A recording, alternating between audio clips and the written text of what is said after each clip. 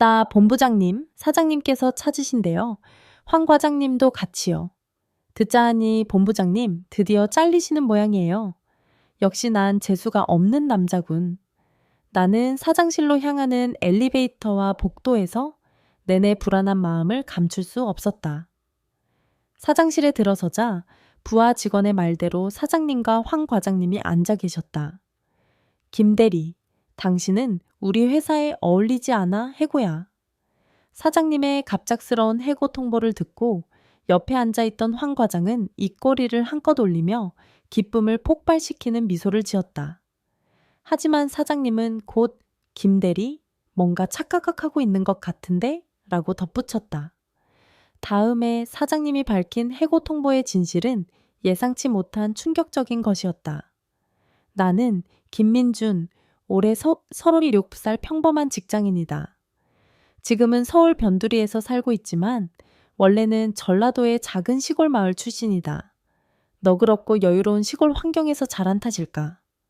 내 입으로 말하긴 뭐하지만 나는 도시 사람처럼 쿨하고 드라이하지 못하고 곤란한 사람이나 약자 편에 서는 인정 많은 성격이었다. 고등학교까지 전라도 시골 학교를 다닌 나는 대학은 서울의 중견사학인 한빛대학교에 진학했다. 대학 시절 내내 아르바이트에 매달렸던 나는 당시 아직 벤처기업 수준이었던 IT기업 하늘소프트에 취직하여 사회생활을 시작했다. 세월이 참 빠르다고 이 회사에서 고군분투하며 일하는 동안 5년이란 시간이 흘러 어느새 이 나이가 되어 있었다. 내가 입사할 당시에는 소규모였던 이 회사도 이제는 수도권에서 충청도 일원까지 지사를 둔 중견 IT 솔루션 회사로 성장해 있었다. 서울 본사 시스템 개발팀의 팀장이라는 중간 관리직으로서 지금도 매일 바쁘게 뛰어다니며 일하고 있다. 현재 나의 상황은 결코 좋다고는 할 수 없는 처지였다. 팀장이라는 직책은 이름뿐인 자리이고 실제로는 상사와 부하 직원 사이에 끼어 일상적으로 시달리는 영락없는 샌드위치 신세였다. 내가 속한 시스템 개발팀의 부하 직원들은 특히 젊은 세대가 유명 명문대 출신이 많아 대체로 다루기 어려웠다. 그중 일부는 자존심과 자기 확신이 매우 강하고 자기 주장이 뚜렷했다. 그래서 어중간한 상사인데다 자신들보다 명백히 학벌이 떨어지는 나의 지시에는 반항적이거나 내심 무시하는 태도를 노골적으로 보이는 경우가 많았다. 요컨대 팀장인 나를 깔보는 존재들이었다. 게다가 나의 직속 상사인 시스템 개발부 부장 황석진은 처세술이 좋다는 이유만으로 출세한 전형적인 아첨꾼 타입이었다. 황 부장은 중요한 업무나 복잡한 안건은 부하 직원에게 떠넘기고 뭐든지 남에게 미루는 사람이었다. 그러면서도 공은 얄밉게 가로채 자신의 것으로 만들고 나는 불성실하면서도 좋은 것만 취하려는 비열한 상사였다. 그런 까다로운 부하 직원들과 상사는 특히 명문사학인 청군대학교 출신들이 많아 거만한 사내 학벌 그룹을 형성하고 있었다. 황 부장은 기회만 있으면 나에게 이런 말을 하곤 했다. 김대리, 자네 출신 대학인 한빛대 말이야. 우리 청군대의 전형적인 예비대학 아니었나? 불쌍하게도 명문대 출신이라는 자부심이 너무 과해서 무섭더라. 황 부장은 보란듯이 큰 소리로 내게 이런 식으로 깎아내리며 같은 청군대 출신 부하 직원들이 재미도 없는데 비웃으며 나를 노골적으로 조롱하는 것이 일상이었다. 솔직히 내가 나온 한빛대학교는 그렇게까지 학벌이 높은 대학은 아니었고 청군대학교 같은 서울 유명 명문사학의 예비대학으로 수험생들이 지원하는 대학이었다. 나 역시 수험생 시절 명문대에 떨어져 예비대학인 한빛대학교에 진학한 터라. 이런 황 부장의 비아냥은 실제로 내 마음에 비수처럼 꽂히는 일이 많았다. 마치 가시방석 같고 사막 같은 사무실 속에서 최근 나의 오아시스는 최근 이 사무실의 청소원으로 일을 시작한 아주머니였다. 아주머니는 아직 일에 익숙하지 않으는지 실수가 많고 일처리가 서툴러 복도를 서성이는 일이 많았다. 그래서 심술궂은 젊은 직원들에게는 노골적으로 혀를 차이거나 짜증 섞인 반응을 듣기도 했다. 그러나 앞서 말했듯이 시골에서 자라 약한 사람을 그냥 지나치지 못하는 나. 나는 어느새 아주머니가 곤란해할 때면 은근히 도와주거나 적극적으로 말을 거는 사이가 되었다. 아주머니는 큰 청소원 모자를 깊이 눌러쓰고 큰 마스크를 쓰고 있어 눈매만 보일 뿐 얼굴을 알 수 없었지만 상당히 고령인 듯했다. 아주머니는 아직 일에 서툰 나를 뭔가로 돕거나 말을 걸어주는 내게 마음을 터놓고 뭔가 세상 이야기를 들려주는 사이가 되어갔다. 역시 긴 인생을 살아온 선배인 아주머니의 이야기는 재미있고 교훈도 있었다. 직장 관계가 살벌해서 마음이 거칠어져 있던 내게도 아주머니와의 세상 이야기 시간은 어느새 더없이 소중한 휴식 시간이 되어갔다. 그러나 그런 나와 아주머니의 화기애애한 잡담을 옆눈으로 보던 시스템 개발팀의 내 부하 직원들, 특히 황 부장이 파벌의 우두머리를 맡고 있는 청군대 출신 파벌 그룹의 직원들은 노골적으로 우리를 깔봤다. 그들이 보기에 저학력자인 내가 청소 아주머니와 즐겁게 세상 이야기를 나누는 것을 발견하면 들으라는 듯이 일부러 이렇게 말하곤 했다. 저학력 아저씨랑 할머니, 밑바닥끼리 아주 잘 어울리네. 그러던 어느 날, 나는 그날도 사무실에서 늦게까지 야근을 하고 녹초가 되어 회사 근처 역에 도착했다. 개찰구를 지나 승강장으로 내려가는 계단참에서 내 앞을 걷고 있던 꽤 고령의 할머니가 들고 있던 가방에서 지갑이 튀어나와 바닥에 떨어졌다. 하지만 할머니는 그 사실을 눈치채지 못하고 그대로 발걸음을 재촉해 승강장 쪽으로 내려갔다. 나는 일단 인파를 해치고 할머니가 떨어뜨린 지갑을 주워들었다. 고개를 들어 주위를 둘러보며 필사적으로 할머니의 모습을 찾아보았다. 그러자 할머니는 이미 승강장 맨 앞에 서 계셨다. 내가 돌아갈 방향과는 반대편으로 가는 전철 승강장이었다. 빨리 이 지갑을 할머니께 전해드려야 한다. 나는 퇴근 시간 인파로 북적이는 승강장으로 내려가는 계단을 최대한 서둘러 달려 내려갔지만 운 나쁘게 전철이 승강장으로 들어와 버렸다. 전철 문이 일제히 열리고 할머니도 전철 안으로 올라탔다. 어쩔 수 없지. 역방향이지만 저 전철을 타야겠다. 나는 필사적으로 계단을 달려 내려가 그대로 겨우 닫히려는 전철 문 틈새로 아슬아슬하게 뛰어들어 내가 돌아갈 방향과는 반대 방향으로 가는 전철에 몸을 실었다. 타기는 했지만 퇴근 시간 혼잡한 전철은 10,000원이었다. 지갑을 떨어뜨린 할머니가 옆 칸으로 올라탔다는 것은 확인했었다. 어떻게든 저 할머니가 내리기 전에 이 지갑을 전해드려야 한다. 나는 다른 승객들에게 노골적으로 싫은 표정을 받거나 혀를 차이면서도 연신 죄송하다고 사과하며 조금씩 10,000원 상태의 전철 안을 옆 칸으로 이동해 갔다. 그리고 겨우 옆 칸에 타고 계신 할머니께 닿을 수 있었던 것은 2 정거장쯤 지났을 때였다. 내가 할머니께 지갑을 떨어뜨린 경위와 그것을 전해주기 위해 여기까지 왔다는 취지를 빠르게 설명하자 할머니는 매우 놀라워하셨다. 할머니는 상당히 고령인 듯 했지만 건강해 보이셨고 품위 있고 상냥한 얼굴을 하고 계셨다. 무엇보다 내 얼굴을 보은 순간부터 눈을 크게 뜨고 놀라는 모습이 인상적이었다. 젊은이, 정말 이렇게 친절하고 좋은 사람이라니. 일부러 잃어버린 지갑을 전해주려고 집과는 반대 방향으로 가는 전철을 타고 와 주다니. 할머니는 감격하여 내게 몇 번이고 고마움을 표했고 나는 오히려 쑥스러워져 아닙니다. 당연한 일을 했을 뿐입니다. 라고 대답했다. 마침 그때 2 정거장 앞 역에 정차할 참이라 나는 그럼 저는 여기서 라고 할머니께 인사하고 전철에서 뛰어내렸다.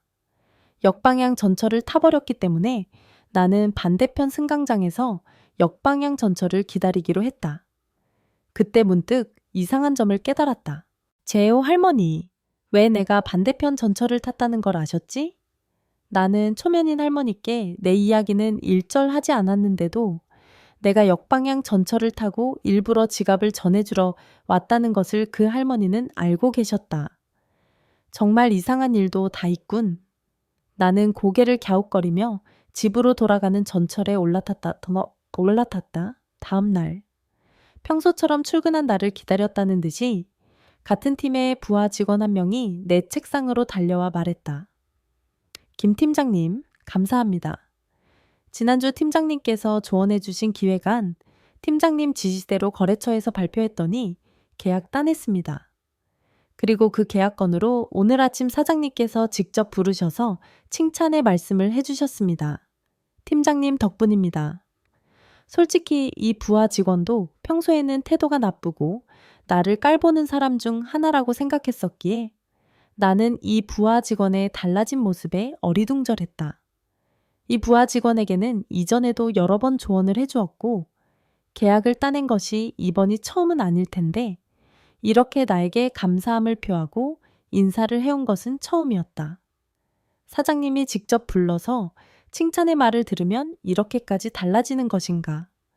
아직 의아해하는 듯한 나를 눈치챘는지 부하 직원은 덧붙였다. 아, 팀장님, 제가 이렇게 감사 인사를 드리러 온 건 사장님께서 그렇게 말씀하셨기 때문입니다. 사장님께서 이번에 자네의 상담이 성공한 것도 유능하고 모범적인 상사인 김 팀장 덕분이다. 김 팀장에게 꼭 감사 인사를 전하라고 제게 말씀하셨습니다. 목례를 하고 떠나는 부하 직원의 뒷모습을 바라보면서 나는 자신도 모르게 중얼거렸다. 왜 사장님이? 그날은 그것뿐이었지만 다음 날부터 나를 둘러싼 직장의 분위기가 본격적으로 변하기 시작했다. 특히 지난주까지와 업무 방식이나 태도를 바꾼 것도 아닌데 나에게는 희소식과 성과가 연달아 찾아오게 되었다. 구체적으로는 지금까지 계속 거래를 해왔던 거래처 중 한 곳에서 대규모 프로젝트를 우리 회사와 함께 진행하고 싶다고 제안해왔다. 게다가 그 거대 프로젝트의 우리 회사 담당 책임자로 놀랍게도 나를 지명해 온 것이다. 나는 자그마치 15년 동안 이 회사에 근무했지만 이런 지명을 받는 것은 처음 겪는 일이었다. 아니, 오히려 지금까지는 꽤 높은 수준의 업무를 내가 해내도 반드시 누군가에게 성과를 가로채이거나 방해받는 것이 나였다. 말 그대로 불운의 상징과 같은 존재에서 일변하여 햇볕 드는 존재로 변화한 느낌이었다. 거래처 담당자에게 왜 다른 직원들도 있는데 나를 우리 회사 담당으로 지명해 주었는지 물어보았다. 그러자 거래처 담당자는 본사 사장님께서 추천해 주셨기 때문입니다. 시스템 개발부 중에서도 김 팀장님이라면 틀림없다 하고 신뢰를 주셨습니다. 그래서 실례지만 팀장님의 지금까지의 경력과 실적을 알아보았습니다. 그랬더니 하늘소프트 사장님 말씀대로 나무랄 데 없는 실력의 소유자라는 것을 알게 되었습니다. 라고 대답했다. 나는 또다시 사장님이 개입했음을 가볍게 놀랐다. 그리고 지금까지 역경의 회사 생활만 해왔던 나도 어째서인지 최근 들어 흐름이 바뀌어 순풍이 불기 시작한 것 같아 기분이 좋아져서 나도 모르게 혼자서 씩 웃어버린 것이다. 거래처로부터 전례 없는 수준의 거대 프로젝트 담당자로 지명되어 의기양양하게 그 프로젝트 준비에 착수했다. 이 업무는 내 경력에 있어서도 틀림없이 최대의 것이었으며 이 프로젝트를 성공시키면 내 직장 생활에 큰 획을 긋는 것은 확실했다. 저절로 무아지경이 될 정도로 나는 의욕에 불타 있었다. 연일 나는 회사에 밤늦게까지 남아 이 프로젝트를 위한 준비에 모든 집중력을 쏟아부었다.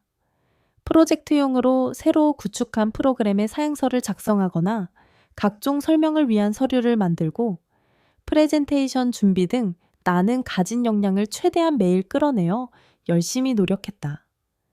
그렇게 눈코 뜰 새 없이 바쁘면서도 보람찬 나날을 한 달가량 보낸 나는 드디어 클라이언트와 각 클라이언트를 한자리에 모아 진행하는 프레젠테이션 이틀 전이라는 날을 맞이했다. 여기까지 잠자는 시간도 아껴가며 필사적으로 노력한 보람이 있었다. 신작 시스템도 완성되었고 그 사양서와 각종 상담용 방대한 자료도 어제까지는 거의 다 마무리할 수 있었다. 프레젠테이션 날. 그날 출근한 나는 설레는 마음을 억누르며 갓 완성된 시스템을 가동시험으로 실행했다.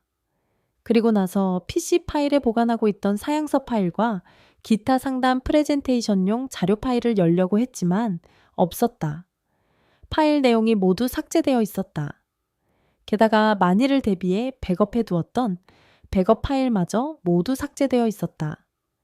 심지어 어제 모든 파일을 인쇄하여 PC 옆에 쌓아두었던 모든 서류들도 깨끗이 사라져 있었다. 이럴 수가, 이게 대체 무슨 일이야?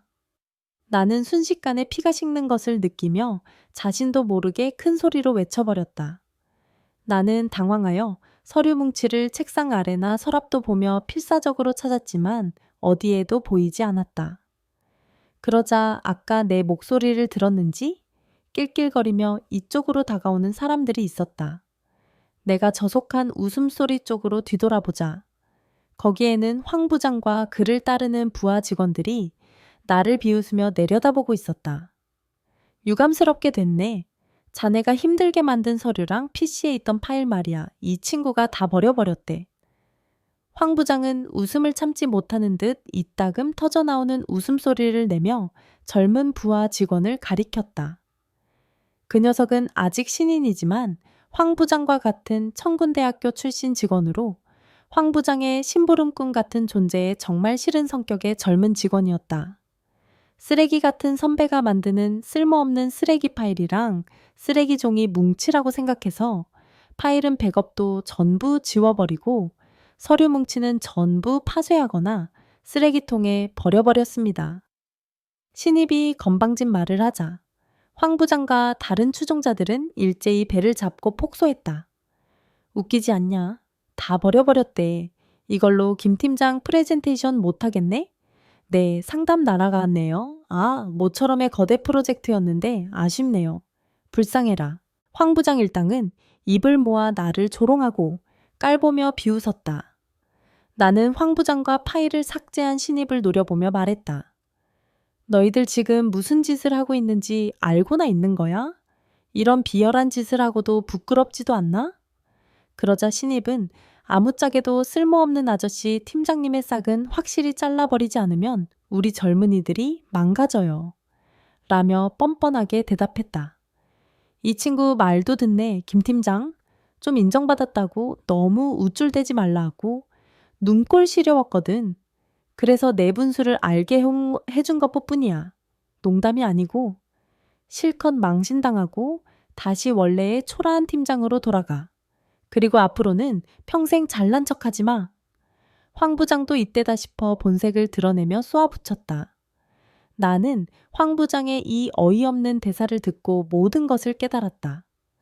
시스템 개발부 부장인 황 부장은 자신을 제쳐두고 팀장인 내가 거래처로부터 지명되어 빅 프로젝트 담당자로 임명된 것이 진심으로 마음에 들지 않고 불쾌했던 것이다.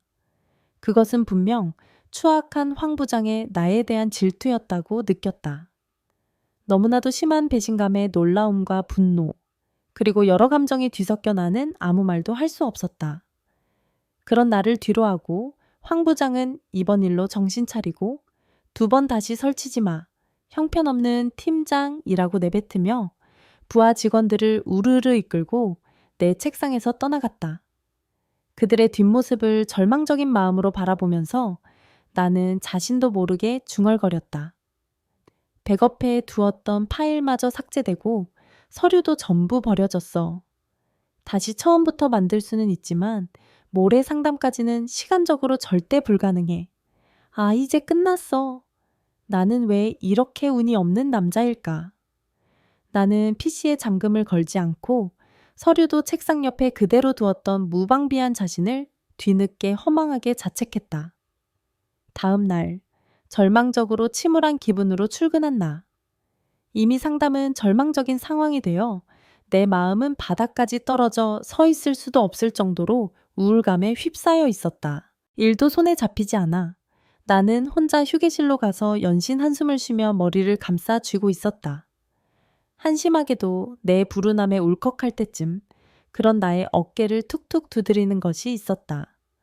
고개를 들자 청소 아주머니가 걱정스러운 듯 나를 들여다보고 있었다. 아, 아주머니 죄송해요. 지금은 세상 이야기 할 기분이 아니에요. 내가 그렇게 말하자 아주머니는 드러난 눈매만으로 빙긋이 상냥하게 미소 짓더니 뒤에 숨기고 있던 것을 내 앞에 내밀었다. 그것은 놀랍게도 황 부장의 심부름꾼 신입이 버렸을 터인 내가 인쇄해 두었던 서류 뭉치였다. 새 시스템 사양서도 프레젠테이션용 설명 서류도 상담용 서류 뭉치도 모두 그대로 있었다. 이걸 아주머니, 이걸 어떻게 하셨어요? 내가 깜짝 놀라 묻자 아주머니는 대답했다. 버려진 쓰레기통 속에 평소에는 없던 엄청난 양의 서류 뭉치를 발견했어. 뭔가 이상하다고 생각했지. 주워보니 자네가 매일 열심히 만들던 서류 아니겠어?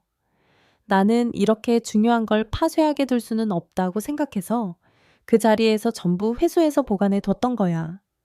이때 아주머니는 나에게 관세음보살처럼 보였다. 아주머니, 정말 감사합니다. 이걸로 내일 프레젠테이션과 상담에 임할 수 있어요. 정말 살았어요. 아주머니는 제 은인이십니다. 정말 감사드립니다. 체면도 있고 무릎 꿇고 머리를 조아리는 나를 아주머니는 기쁜 듯 가늘게 뜬 눈으로 바라보며 몇 번이고 고개를 끄덕이더니 말했다. 괜찮아. 자네야말로 내 은인이니까. 의미를 알 수 없는 아주머니의 말에 의아한 눈빛을 보낸 나를 보고 아주머니는 또다시 재미있다는 듯 웃었다. 그 다음 날 나는 거래처와 공동으로 진행하는 빅 프로젝트 프레젠테이션에 참석할 수 있었고 서류들 덕분에 훌륭하게 프레젠테이션을 진행할 수 있었다. 그 후의 상담도 대성공으로 끝나 여러 대기업 클라이언트들과 계약을 체결하는 데 성공했다. 내가 속한 한울소프트 역사상 가장 거액의 계약건이 되었다. 아주머니, 감사합니다. 덕분에 상담 대성공이에요. 나는 누구보다 먼저 이 대성공 소식을 서류를 보관해 건네준 청소 아주머니께 전하고 싶었다. 다음 날, 기쁜 마음으로 출근하자 나를 기다리고 있던 것은 심술궂은 부장 일파의 부하 직원들이었다. 부하 직원은 나에게 비아냥거리는 투로 이렇게 말했다. 김 팀장님, 사장님께서 찾으신대요. 황 과장님도 같이요. 듣자 하니 김 팀장님 드디어 잘리시는 모양이에요. 어제 상담의 성공으로 인한 흥분이 차에 가시지 않으신 채 출근했는데 이 비아냥거리는 부하 직원의 한마디에 나는 찬물을 뒤집어 쓴 듯한 기분이 되었다. 모처럼 빛을 볼 수 있는 입장이 되었다고 생각했는데 기쁨도 잠시 해고되는 것인가. 저 부하 직원은 황 과장도 사장실에 함께 있다고 했다. 아마 황 부장이 내 파일이 삭제된 사실을 나의 관리 부주의 탓으로 돌렸을 것이다. 그래서 기밀 관리 능력도 없다느니 하는 이유로 해고 이야기까지 나온 것이겠지. 역시 나는 운이 없는 남자군. 나는 사장실로 향하는 엘리베이터나 복도에서 내내 불안한 마음으로 그런 생각을 하고 있었다. 나는 노크를 하고 사장실로 들어갔다. 안으로 들어가자 부하 직원의 말대로 사장님과 황 과장님의 모습이 있었다. 오, 김 팀장, 왔나? 앉게. 사장님의 권유로 준비된 의자에 앉는다. 다음 순간 냉정하게도 사장님은 말했다. 김 팀장, 당신은 우리 소회사에 어울리지 않아. 해고야. 나는 갑자기라니 하고 놀라 속으로 소리쳤다. 사장님의 이 갑작스러운 해고 통보를 듣고 옆에 앉아있던 황 과장은 입꼬리를 올리며 기쁨을 폭발시키는 미소를 지었다. 나는 각오는 하고 있었지만 너무나도 불합리하고 억울한 마음에 가슴이 북받쳐 자신도 모르게 사장님께 되물었다. 사장님, 제가 부족한 사람이라는 것은 저 자신이 가장 잘 알고 있습니다. 죄송합니다. 하지만 이 회사를 위해 몸을 아끼지 않고 열심히 일해왔다고 생각했습니다. 그런데 갑자기 해고 통보라니 너무한 것 아닙니까? 하다못해 이유라도 알려주십시오. 사장님께 매달리듯 묻는 나를 가로막고 사장님은 말했다. 이봐, 김 팀장, 자네 뭔가 착각하고 있는 것 같군. 해고라고 말한 건 자네가 아니야. 네? 사장님의 뜻밖의 대답에 나는 자신도 모르게 이상한 소리를 내고 말았다. 김 팀장, 자네는 우리 회사의 보물이야. 해고 같은 걸 했다가는 우리 회사가 손실을 보지. 해고라고 말한 건 황 과장, 자네 말이야. 사장님의 이 말에 황 과장은 깜짝 놀라 표현했다. 무슨 말씀을 하시는 겁니까, 사장님? 왜 일도 못하는 이 형편없는 김 팀장 대신 이 부장인 제가 해고입니까? 이 지경에 이르러서도 황 과장은 나를 깎아내리는 태도를 늦추지 않았다. 전혀 반대군.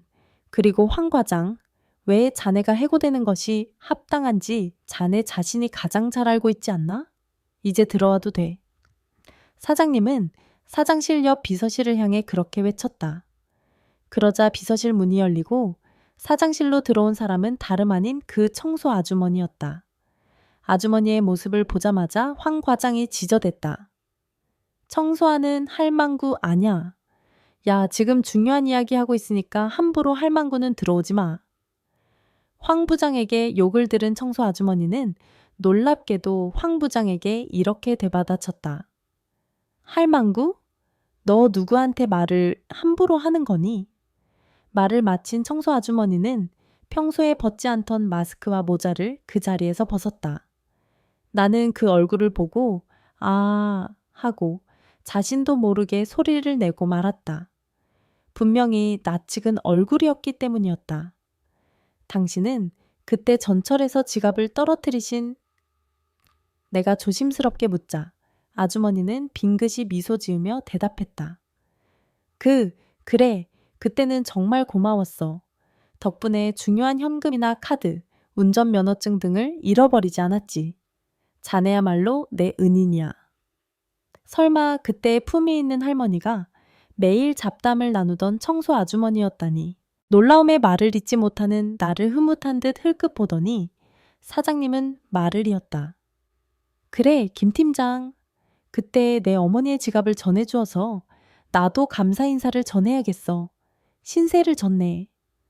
그렇게 말하며 나에게 고개를 숙이는 사장님의 말에 가장 놀란 것은 황 과장인 듯했다. 제 어머니? 이 할망구가 혹시 사장님의 어머님이란 말입니까? 얼굴이 새파랗게 질리면서 되묻는 황 과장에게 사장님이 일갈했다. 입 다물어 황 과장. 남의 어머니에게 아까부터 할망군이 뭐니 비방하고 모욕하는 말이나 하지 마. 그런 비뚤어진 인격이니까 우리 회사에는 전혀 어울리지 않는 인물인 거야. 사장님께 꾸짖음을 들은 황 과장은 새파랗게 질린 얼굴 그대로 공포에 떨기 시작했고 급기야는 바닥에 무릎부터 꺾이며 주저앉아 버렸다. 할 말을 잃었다는 표현이 바로 이 상태일 것이다. 그 한심한 황 과장의 모습을 내려다보며 사장님은 조용히 말했다. 황 과장, 자네는 정말 한심한 인간이군.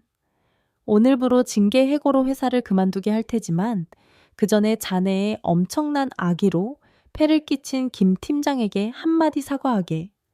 자네에게 인간으로서의 양심이 아직 남아있다면 말이야. 바닥에 엎드려 머리를 감싸 쥐고 있던 황 과장은 힘없이 고개를 들었다. 김 팀장, 지금까지 심술궂게 굴어서 미안했다. 그렇게 말하더니 이젠 더 이상 체면도 염치도 없이 바닥에 웅크린 채 흐느끼는 황 과장을 보며 나는 뭔가 착잡한 기분을 느꼈다. 결국 황 과장은 지금까지의 악행이 백일에 드러나 이사회에서도 만장일치로 징계 해고 결정이 내려졌다. 황 과장은 그대로 하늘소프트를 떠났지만 그를 따르던 일파였던 부하 직원들은 회사에 남았다. 그러자 간사하게도 어제까지 황 부장 파벌이었던 부하 직원들은 앞다투어 내게 찾아와 어제까지의 무례와 폭언들을 무릎 꿇는 기세로 내게 사과했다. 나는 이 직후의 인사이동으로 시스템 개발부 부장으로 승진했다. 이리하여 사내에는 평화가 찾아왔다. 이번 일련의 사건으로 얻은 교훈은 곤란한 사람에게 도움의 손길을 내밀 수 있는 사람은 자신이 곤란할 때 다른 사람이 도와주게 된다는 것이다. 우연히 지갑을 주어 전해준 은혜를 아주머니는 내 서류를 지켜주는 더 큰 은혜로 갚아주셨다.